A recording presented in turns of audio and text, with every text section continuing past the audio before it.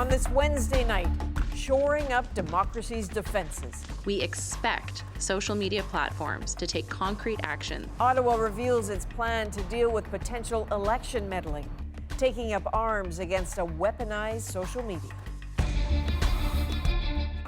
I'm holding in my lap my 6'2", 200-pound athletic son in an urn, just like I held him when he was a baby.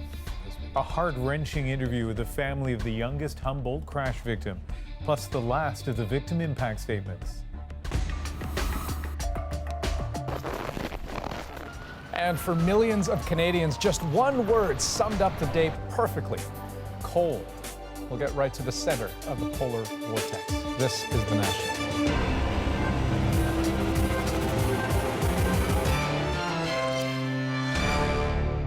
When simply going outside becomes a health hazard, calling it a deep freeze is no exaggeration.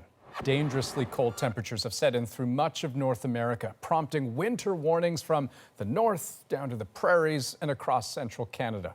Key Lake, Saskatchewan, was the coldest place in the country today, minus 48 degrees. That's not counting the wind chill, if you can believe that. Many Americans, too, feeling these frigid temperatures. So, no surprise, officials on both sides of the border are warning people about frostbite and hypothermia. And as the CBC's Cameron McIntosh tells us from Winnipeg, the greatest concern may be for those people who are most vulnerable. Hello? Are you guys home right now? In a Winnipeg wind chill that feels like minus 50, outreach worker Taggart Porter is looking for anyone living outside. I just want to see if you need anything, all right? Turns out there's no one here, but around the corner in a downtown alley, Hey, you got a second? Nikki and her friend Lee are living on the street. They aren't dressed for it. Just, you don't have a whole lot on there. Do you want a coat? We got some extra coats. Yeah, come on, we'll get you one. They say they don't feel safe in shelters, so a couple minutes later, they're both given special jackets that double as sleeping bags. It means like a whole lot to me because this jacket, I feel the cold air coming up my stomach. So you're sleeping outside? Sleeping outside. How's that been? It's been hard. It's been hard, like really hard. Like sometimes you don't get enough rest because you don't feel safe. Similar stories in other cities. In the United States, this cold snap is being blamed for at least 6 deaths and other problems in some cities that weren't prepared or equipped. Minneapolis is no stranger to winter, but wind chills here are also extreme. Police are handing out warm clothes. Hey, you need gloves! In Chicago, cold temperatures neared record lows, causing its normally ice-free river to freeze. We have coffee and cocoa. Of course, dangerous is relative. In Indianapolis, minus 17 is enough to issue public warnings. Please take precaution. Are you sure you don't want me to grab a bag? Okay. Back in Winnipeg, the Salvation Army is going out nightly to bring people into shelters. We want to make sure that we're available, we're showing people support, and trying not to let anybody fall through the cracks. Up on the roof of this building here. Porter is literally looking in the cracks, anywhere someone might be sleeping. Yeah, we'll just keep coming by until we connect. And hopefully get more people out of the cold. Cameron McIntosh, CBC News, Winnipeg. Cam mentioned Chicago. It was actually colder today than parts of Antarctica. You can imagine how just being outside, never mind actually getting around, is agonizing. And yet, the city must keep moving. So here's what they do to keep the trains running. They light the tracks on fire and makes for a surreal commute. They're not always successful, though. The cold shut down this train station, possibly for days. And for others, it's either a slow, careful drive or a slow, punishing walk. And yet, sometimes, all you can do is share the laughs, even the beauty, online. From a sudden interest in sub-zero science to these striking images of a kind of cold that's hard to comprehend. Okay, now this is the point where our meteorologist makes sense of it all. Johanna Wagstaff joining us from Vancouver. And Joe, we've heard about the polar vortex. Remind us what exactly is going on there. So, Andrew, the polar vortex is basically just a band of swirling winds that's normally locked up in the Arctic, but every once in a while that vortex is disturbed and meanders much farther south than normal. In this case, the vortex is actually split in two, and one of those pockets of extremely cold air is entrenched across a huge swath of North America, with the heart of that cold air in central Canada and the U.S. Midwest. And Joe, to what extent should we expect this kind of winter to happen again and again and again? Well, there's more and more research connecting climate change and a warming climate to impacts on the jet stream.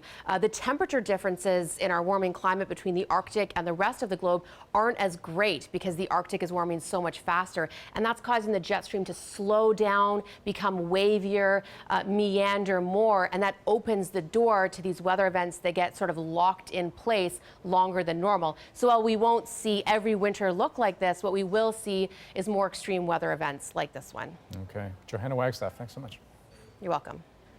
And one last note on the weather, Adrian. So Chicago, crushingly cold, right? But get this, by Monday, it could be as warm as 10 degrees. Which sounds tropical and messy. Obviously, the cold dominated conversations across the country today, even in Ottawa, where politics always competes for top billing, especially in an election year.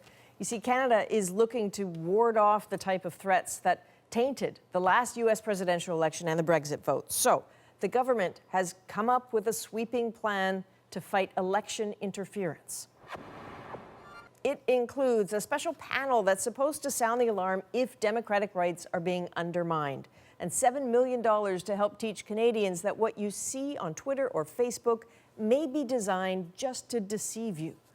But Ottawa is also relying on the goodwill of social media giants to protect voters before they cast their ballots this fall. So just how will that work? David Cochran looks at the plan. Canada seems poised to do something many would consider unwise: give social media companies the benefit of the doubt during an election. We expect social media platforms to take concrete actions to help safeguard this fall's election. The key word there is expect. There are no new laws requiring Facebook or Twitter to do anything. Mr. Sargent. Good ale. The government passed legislation last year requiring a public registry of online political ads. But for non-advertising content, that's still a discussion. I think there's an openness. I think there's an understanding on the part of the social media platforms that they need to do things better, that they have to re-earn the trust of the people that use their platforms. That trust has been badly damaged. In the UK, millions of Facebook users had their private information misused during the Brexit campaign. In the US, Twitter bots went into overdrive in the stretch run of the presidential election. The social media outlets that can weaponize a lie on their platform are not required to do anything substantive in this conversation about spreading mis and disinformation to Canadian voters in our elections. Twitter and Facebook issued statements vowing to cooperate, but it's an open question if even that will be enough, because the hackers, trolls, and bots are often a step ahead. I don't know that any government, frankly, has the power to fully rein in that kind of activity. They're changing their tactics on an ongoing basis. So even if you had the full cooperation of these private companies, it's still hard to tell what's going on sometimes. The goal now is to get that cooperation, forced in part by outrage over past practices. It took a while to get the traction, but the responsiveness has increased over that period of time. Many countries are now raising with them this same point about foreign interference in elections. So the topic will not come as a surprise to any of them. Not a surprise, but a big job without much time. Canadians go to the polls in October. David Cochran, CBC News, Ottawa. Later in the show, I'll speak with Maria Ressa, one of Time Magazine's Persons of the Year. She has been tracking how attacks and fake news are used to undermine journalism. She thinks Canada should be concerned too.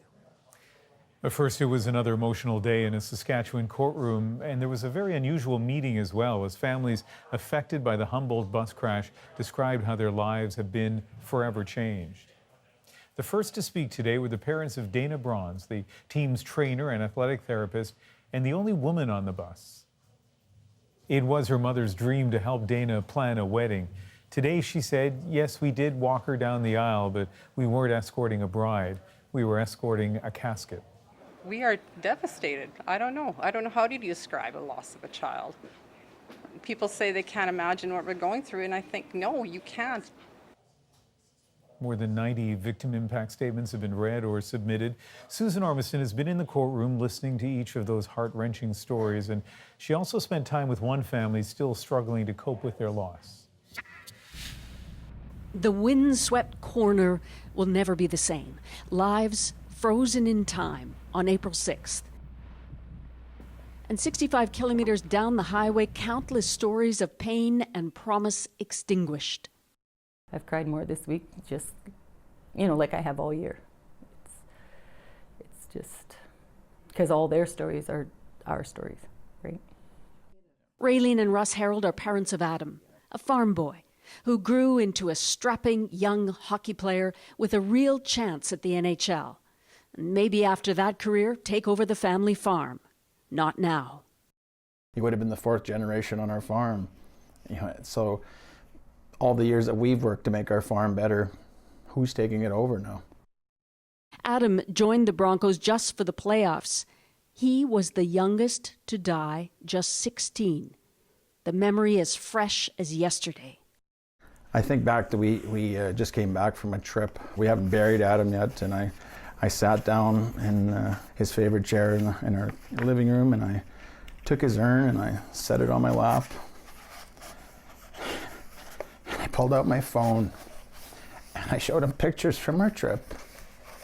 I said, this is where we were. And I told him all the places we were, and there were places that we had gone previously with him.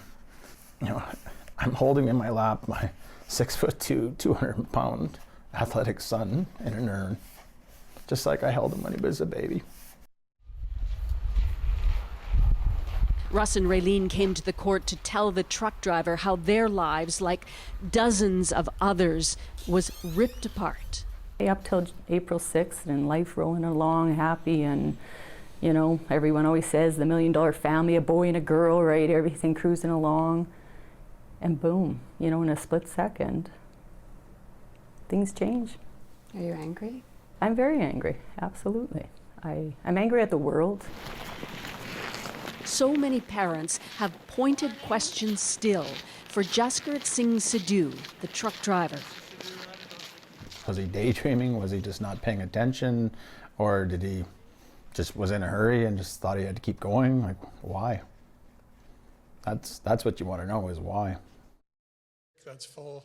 More than a podium for their grief, they want concrete changes so that their children did not die in vain.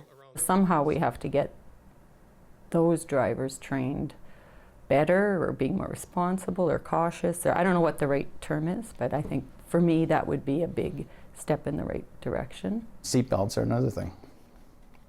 In this day and age, why do we not wear a seatbelt on a bus? For 3 days, this court in a gym has heard excruciating detail of loss, regrets, and anger, with a crushing finality. What's changed in my life is simple. It's not the same, and it never will be the same. That's truly what I needed him to hear. Russ, what do you want from this court this week? Justice. Yeah, I think justice for everybody. everybody. What does justice look like to you? Well, I don't doubt he's got some remorse. Just saying I'm sorry doesn't quite cut it. Doesn't bring people back. Doesn't change all the hurt for all these families. So I think there has to be there's got to be a consequence for your action, and it has to be fairly significant, in my opinion. But they know that no sentence will make up for what ended here.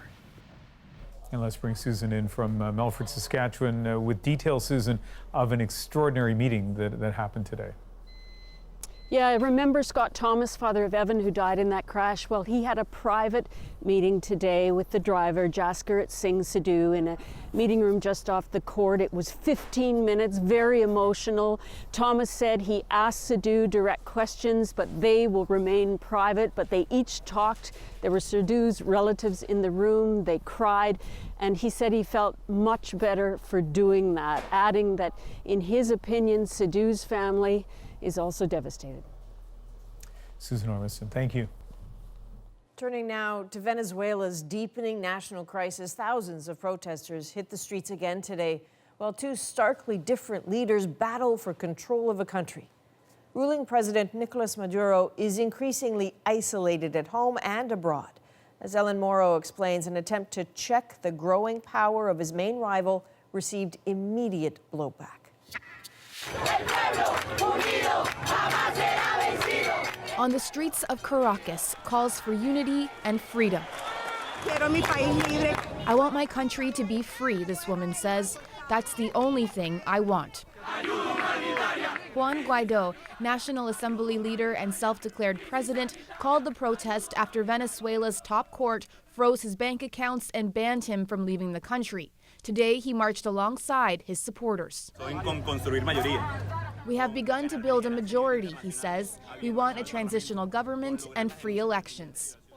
His foe, Nicolas Maduro, attended military exercises today. Crucially, he still has the general's support. Maduro also accused the U.S. of attempting a coup. The Americans and Canada recognize Guaidó as the legitimate leader. They can't take Venezuela, he says. I'm the commander-in-chief, constitutionally. A commander-in-chief who's seen his country fall into a downward spiral, desperation setting in. We want humanitarian help, this woman says. Lives are being lost unjustly. It's perhaps the worst humanitarian crisis that this hemisphere has seen. There's not enough food, there's not enough medicine, and you see that reflected in the big in everything that we've seen happening in the past few weeks. So what happens next? Maduro says he's open to dialogue with the opposition, but has ruled out any new elections until 2025.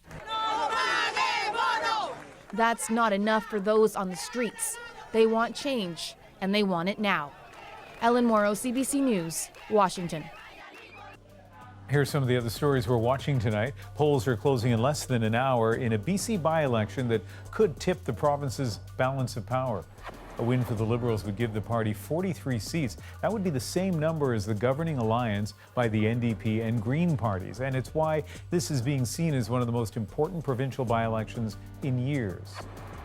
Also in British Columbia, police are searching for the person who shot a transit police officer about 3 hours ago in a SkyTrain station in Surrey. The officer suffered serious injuries, but not life-threatening. The station's been closed, the public being told to avoid the area. We have absolutely no food. We don't even have one can of soup now that we could distribute. A fire has wiped out the main warehouse that supplies 54 food banks across Newfoundland and Labrador. The building was almost full from donations over Christmas, a supply meant to last over the slower months when donations tend to trail off. Several people were in the warehouse at the time, but no one was hurt. Firefighters are still looking for the cause. Still ahead on The National, tracking fake news and risking it all for the truth. My interview with one of Time Magazine's Persons of the Year, a bit later in the show. Plus, he was one of the first people on the scene of the Humboldt crash, and today he shared his memories about the victims. His testimony is our moment. But first, defining CanCon in 2019. We go behind the scenes and ask whether streaming services are getting off the hook. They are extracting hundreds of millions of dollars in revenue from Canadians with no corresponding obligation to the Canadian system, unlike their domestic competitors.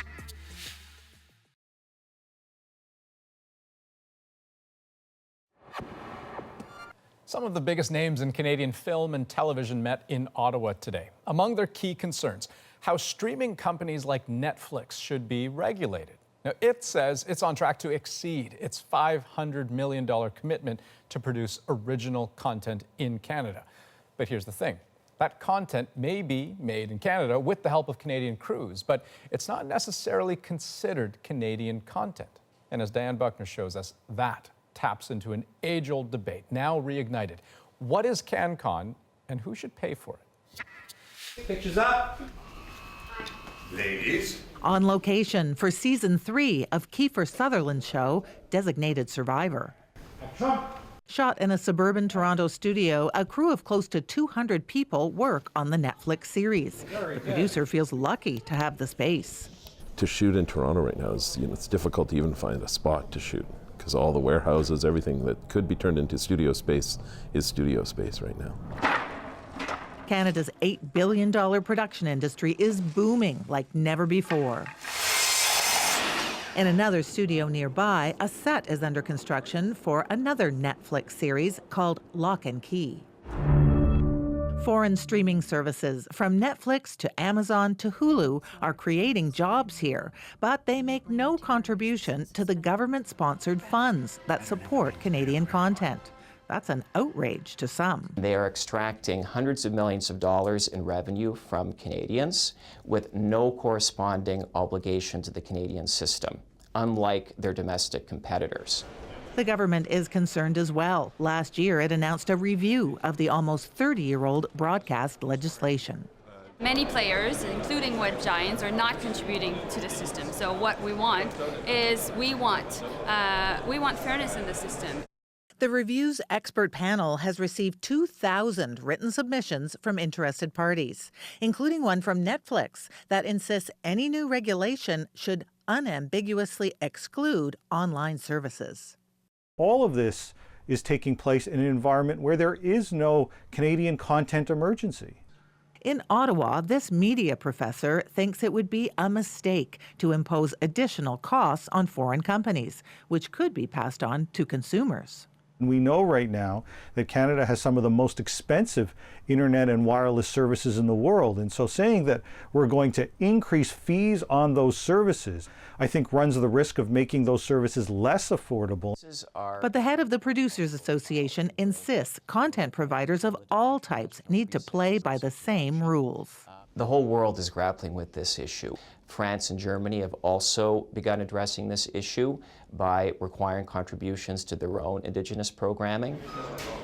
On location, many wonder what makes content Canadian these days anyway. Netflix itself is making a lot of shows that are made by Canadian producers and Canadian writers that I would consider CanCon in the traditional sense of the word. The expert panel will consider that question too, but Canadians will be kept in suspense about the finale for many months. Recommendations aren't expected till the fall. Diane Buckner, CBC News, Toronto. Still ahead on The National, reliving history 50 years later, we go back to that London rooftop where the Fab Four performed together for the last time. Excellent. And protecting democracy from fake news, we ask Filipina investigative journalist Maria Ressa just what's at stake.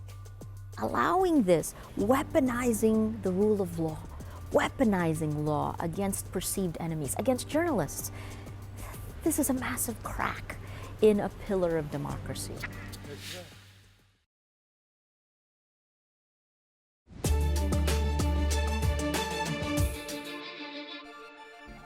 Here's some of the other stories we're watching tonight. There's been a 14th confirmed case of a Canadian with a mysterious illness in Cuba that has affected Canadian and American diplomats there. The federal government has cut the number of embassy staff in Cuba. Symptoms of the Havana syndrome include dizziness and headaches. The cause is unknown, but the bulk of cases were back in 2017. The RCMP is investigating with some help from the Cuban police. We have therefore made the decision to withdraw from the 2021 Jeux de la Francophonie Internationale. The next Francophonie Games was supposed to be in New Brunswick, but the province is no longer willing to host it, blaming skyrocketing costs and what it says is a lack of support from Ottawa. The initial cost of the Games was $17 million, split between the provincial and federal governments, but it ballooned to $130 million. The Prime Minister said he was disappointed by the decision because Ottawa was prepared to match the province with funding. We're learning troubling new information tonight about serious RCMP misconduct in a decade-old BC murder investigation. And these details are coming to light in the wake of guilty pleas by 3 former officers and the lifting of a publication ban. It has to do with the notorious Surrey 6 gang murders in 2007. That's when 6 men were shot to death execution style. 2 of the victims, innocent bystanders. In 2011, charges were filed against several officers. One of them, then Sergeant Derek Brassington, pleaded guilty earlier this month to breach of trust. He had a months-long sexual affair with a key witness, the ex-girlfriend of a gang member. Their identities are protected by court order. We don't know what, if any, impact the police misconduct had on the prosecution of the accused killers, but we do know that, controversially, murder charges were stayed against one of the accused. Brassington said in court, "Instead of restoring public trust and faith in the RCMP, I killed it. I'm sorry to everybody in this country that looks to the police to do what's right." Brassington has been sentenced to house arrest for just under 2 years, and the 2 other officers will spend 3 months under house arrest. Any country in an election year, like Canada, needs to stand on guard against lies and rumors circulating online. You know the ones. Stories designed to drive a wedge between communities, manufactured, dangerous, and coming for a democracy near you. That's part of what's behind the funding announcement today from Ottawa to try to protect the election. But it takes more than that. So we thought we'd connect with someone who's seen the worst of the fake news phenomenon and is doing something about it. Maria Ressa was named by Time magazine as a guardian of the truth. Here's why. Things aren't always as they appear. A few weeks ago, these journalists were given the prestige of ringing in the new year in Times Square. For Filipina Maria Ressa, right there, it looks like such a happy honor. She'd been labeled one of Time magazine's Persons of the Year, a guardian of the truth. A big deal. Only she says the moment she found out nearly made her sick to her stomach. That's because of who else was chosen. The murdered Jamal Khashoggi, the team from the Capital Gazette whose journalists were gunned down, and the Reuters reporters jailed in Myanmar. I was the only one of the 4 that was both alive and free. And so I was thinking, is this where we're supposed to go? Is this predicting? Is it? I went through lots of emotions and feelings, and you know, that sinking feeling in the pit of your stomach. Then I was like, what does that mean? Is it going to be positive or negative? Will it bring more attacks? Will it help us? Nice to see you.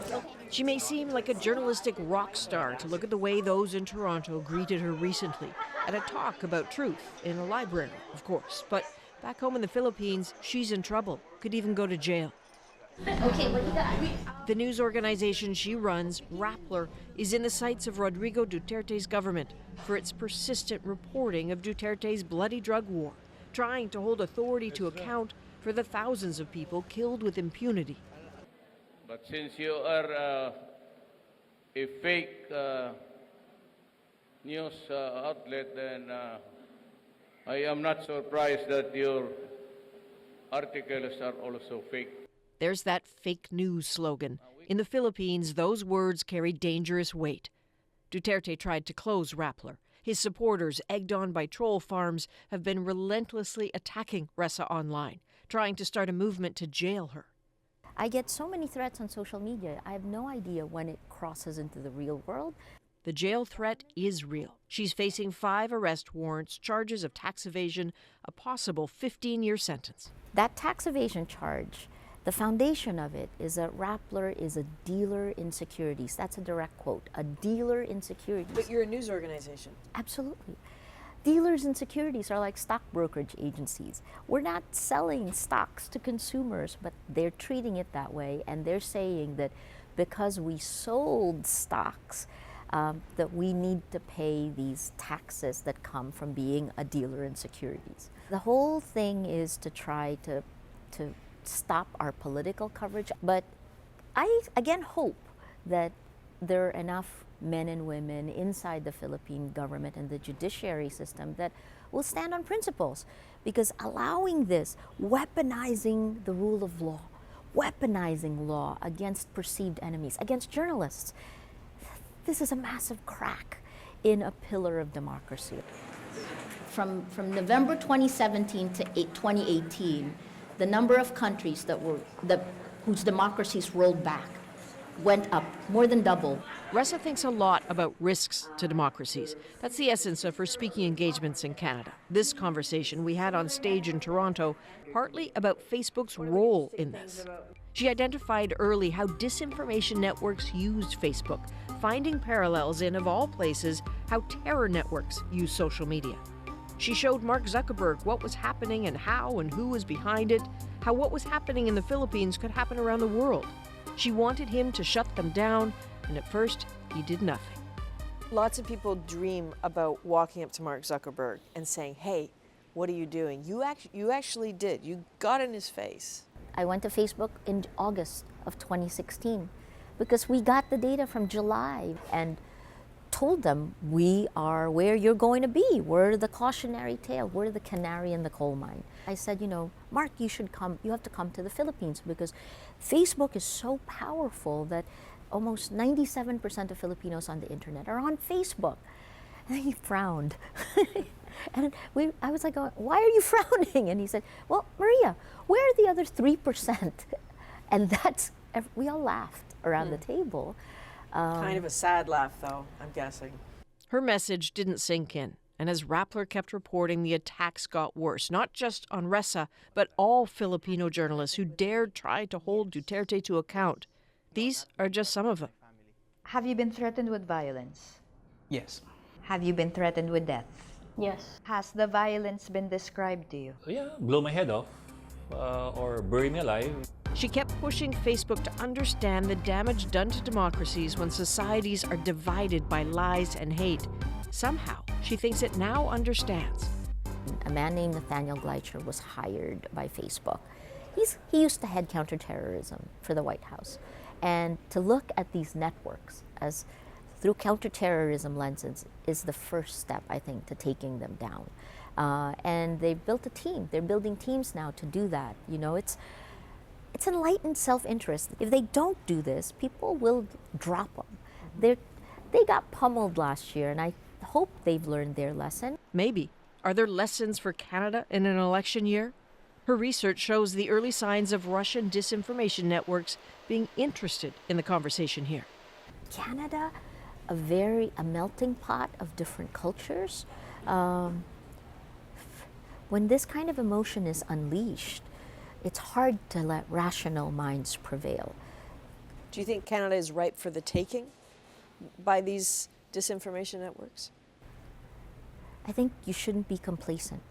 This stuff on social media pushes populism to an nth degree because it fuels your fears and it pounds on fracture lines of societies. When you see that happening, who's behind it? Where is it coming from? If it's social media driven, you should be able to find a network behind that. She's still researching and sharing the tools for how to do it, but time is ticking. Maria Ressa had to get court permission to come here and knows after her short trip, she's back into the fire in the Philippines. Why not just never go back? She has American citizenship. But I'm also a Filipino, and this is why we became journalists in the first place, right? And when you're a journalist in good times, it's easy to live by those principles, by the mission. This is the time when it matters. So I have no choice. The test in the courts is coming soon. The test in democracies around the world, chipped away at by geopolitical forces trying to manipulate us all, is happening every single moment. Another test? India. It is the world's largest democracy and, like us, in an election year. But in India, fake news and falsehoods have killed people.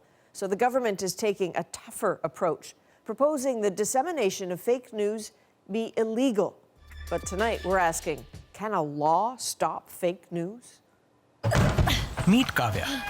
This is an ad in India. This character, Kavya, being so media savvy, explaining the dangers of spreading fake news on WhatsApp to her uncle. We shouldn't circulate something dangerous, right? And this is the reason for the ad. Last year, violent mobs formed after seeing videos like this passed around on WhatsApp. People thought it was a kidnapping in progress and started hunting the predators. Problem is, the video was taken from a public service announcement against child kidnapping. But the lie soared anyway, and innocent people were killed. Other rumors left victims beaten, families mourning. Those attacks scared the Indian government into acting to deal with the dangers. There's now a draft law banning information that, quote, deceives or misleads, is grossly offensive or menacing in nature. And platforms like WhatsApp are ordered to take down the lies. The current rules are a kind of knee-jerk reaction to a spate of killings and violence that were created by rumors spread on WhatsApp. Umbakak of Mozilla worries the draft law violates rights to privacy and freedom of speech. The law asks WhatsApp to break its encryption, the very reason so many people use it. So the rules require that all services collect and store information about who is sending messages to whom. And if the government asks for it, they surrender this information. The draft law is so aggressive, companies like Netflix worry about legislation limiting their content too. They're preempting that, announcing a plan to self-regulate. And even that worries the critics. Then it's going to leave users wondering, should I post this or not bother because I don't want to get banned or have my content removed? And what this means eventually is a chilling effect on the freedom of speech of users. Maybe there's another way. Should the government be doing anything about it? Yes, it should be. As a fake news debunker, journalist Beaudrys says the government should concentrate on schooling, not a legal hammer.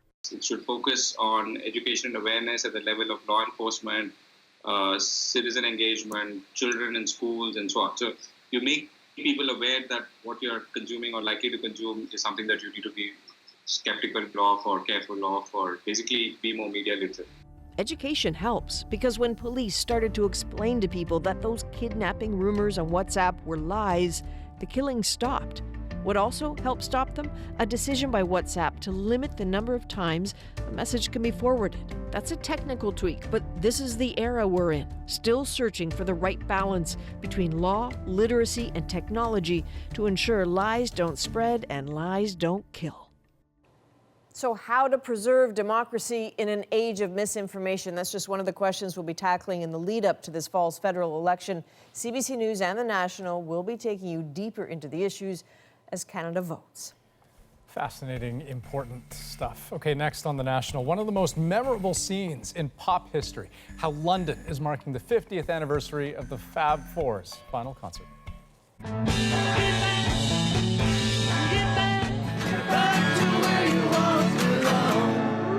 Just being here, just being part of the crowd and you know, hearing the songs and trying to imagine what it was like 50 years ago.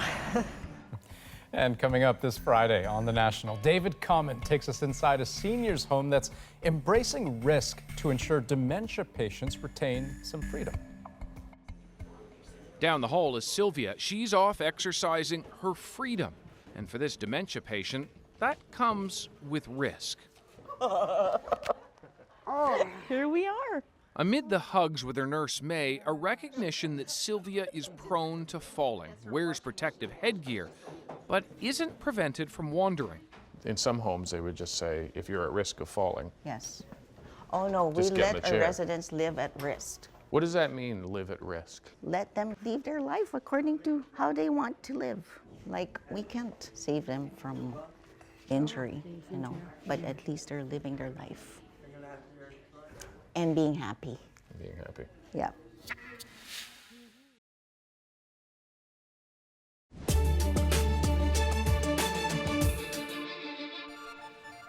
It was 50 years ago today, the Beatles' last public performance.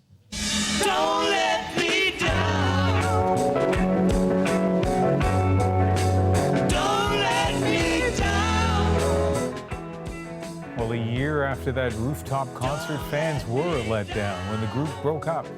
Today in London, people gathered at the site to relive the moment, and our own Kayla Hounsell was there. It's a big occasion and an amazing turnout. Thank you so much for coming on our tour today. Richard Porter has been giving tours of Beatles landmarks in London for 25 years. Have a look in the square here. That's Paul McCartney's London offices. Today's tour is special, even for him. Got a bit of a sing-along in Savile Row. 3 Savile Row, the former Apple Records headquarters and the site of the Beatles' famous rooftop concert. It was 50 years ago today. Georgia was a man be the Fab Four's last public performance as a group. Hoping maybe Paul and Ringo will just show up and say hello, you know. Elaine Thompson and her husband Neil have come from Vancouver Island. Because we are huge Beatles fans. Been a Beatle fan since I was 7 years old, and I saw them on the Ed Sullivan Show.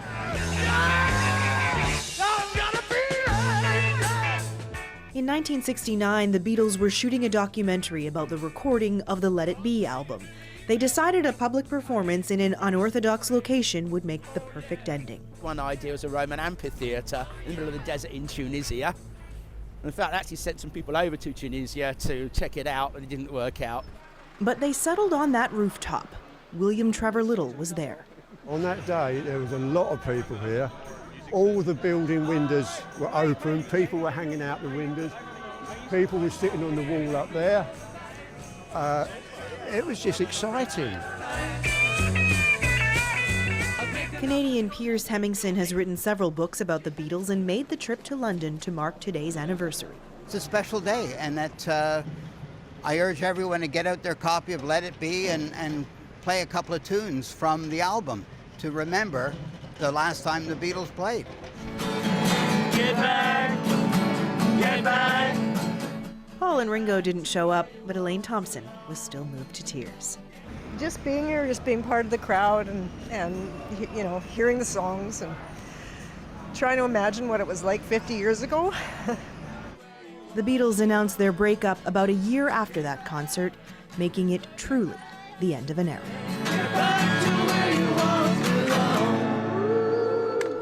Kayla Hounsell, CBC News, London. Okay, next on The National, we're going to take a turn. The former assistant coach for the Humboldt Broncos read his victim impact statement today. He was one of the first people on the scene of that crash, and we're going to be turning our moment over to him tonight. You're bearing the unbearable. We all are. That is the root of the deepest compassion. We have been turned into instruments of compassion. This is a very fierce lesson.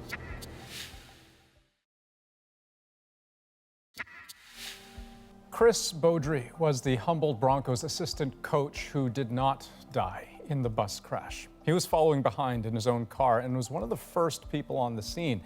At first, he couldn't comprehend the enormity of what happened, but it soon became clear. And in the days following the crash, Beaudrys' job was to help identify the victims. Today, Beaudrys' victim impact statement was one of the final ones read in court. He shared a memory about each friend and player he identified. There are no cameras in that temporary courtroom, but Beaudrys agreed to read his statement again for us, and that is our moment. Having to do this enormous task didn't seem to affect me at the time. I felt like I was getting my last chance to help or coach my players, remembering each one, bugging Huntz about him not being able to understand video, helping Shotzi work on his highlight package for college, talking about yoga and nutrition with Whack at the grocery store, seeing Tobes practicing his financial literacy skills at the credit union, seeing Adam skate with the PA Raiders for the first time, Joey telling me about his grandpa being his biggest fan, Luke's trying to stop me from paying for his Tim Hortons in Regina after our first bus trip, seeing Broad's huge smile every time he'd come through the coach's office door on home games, Tommy's face when he told me how he jumped out of the way of a puck to save himself instead of our team computer, Jacob opening up to me asking for help on the mental side of the game after an injury, Glenn always welcoming us, Tyler and I both not wanting to admit we were enjoying watching a Ric Flair documentary in Flin Flon, seeing Mark teaching at the whiteboard and looking back at us after with a huge grin, and seeing all of the classic Darcyisms. I have to tell you, Mr. Sidhu, that I forgive you. Don't let your life be wasted. From today on, do as much good as you possibly can going forward. Be compassionate, love, and most importantly, forgive others as you have been forgiven. So that was just a part of what Chris had to say in his victim impact statement. But one thing he added to us was that, you know, since he has tried to get back into coaching, but he said it was too difficult. He left again after 13 games, and he's not sure that he's going to go back to coaching, so that he has the capacity for forgiveness is is incredible. His openness, I think all of us are grateful for his openness. I think everyone's learning from this. One thing Chris also said is that he is learning all about trauma, how to deal with it, how to get past with it, and emphasizing it is a very long path. And I think we're learning a lot too, right? I mean, some people sadly have been through that kind of trauma, but for those of us who haven't, we're seeing all of these different approaches, and some are forgiving, some not ready to forgive, but all people have been very thoughtful and really no ugliness, at least not that we've seen at all. It is remarkable. That is the National for January 30th. Good night. Good night.